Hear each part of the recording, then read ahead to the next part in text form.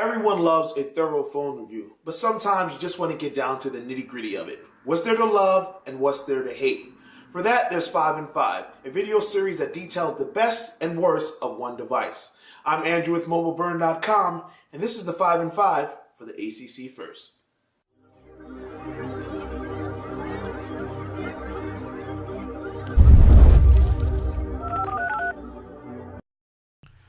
Let's start with the things you love. Number 1, you don't have to be a giant to use it.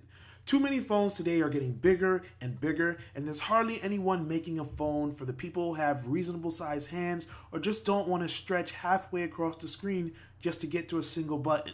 If you're one of those people, the ACC First is definitely reasonably sized.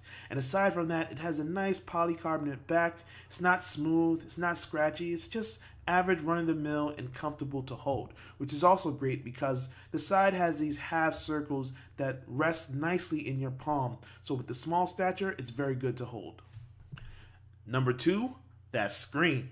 At 4.3 inches with a 720p resolution, the First has far more going for it than any other Android phone at that size. Now, outdoor visibility will be a little hazy, but the colors, the brightness, and the crispness will all make this an incredible display. Number 3, no bloatware. Most Android phones released today have a lot of pre-installed software, but on the ACC First, the only thing you'll see are Facebook, Facebook Messenger, Instagram, My AT&T, and visual voicemail. Other than that, it's crapware free. Number 4, it has dual personalities. Facebook Home has its merits, but it's not for everyone. Thankfully, you can just turn it off and get a mostly stock Android experience.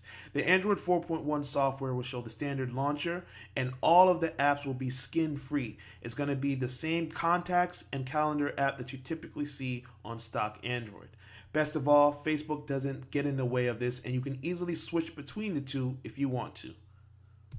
And finally, Facebook Messenger. Now, we all know you can send messages to your friends on Facebook, but the great thing about this app is it also allows you to send SMS messages. Now, you will have to pay your standard text message rates when sending SMS, but it's nice because it integrates everything into one app.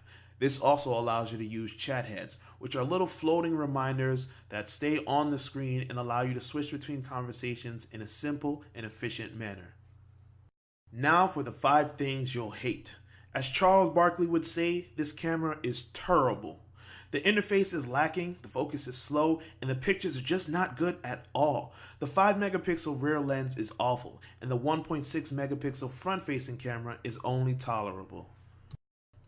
Number 2, the battery leaves something to be desired.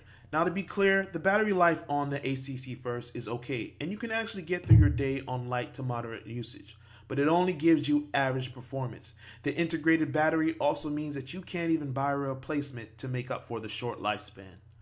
Number 3, photos displayed on Facebook Home often look like crap. Now, pictures are usually taken in landscape mode, but Facebook Home is designed to be viewed in portrait mode. This leads to images being zoomed in, cropped, and looking like they were overly compressed.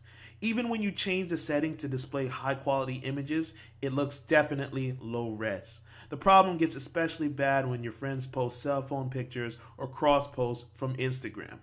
Sadly, Facebook Home just doesn't look very welcoming sometimes. Number 4, butts, boobs, and beefcakes appear without you having anything to do with it.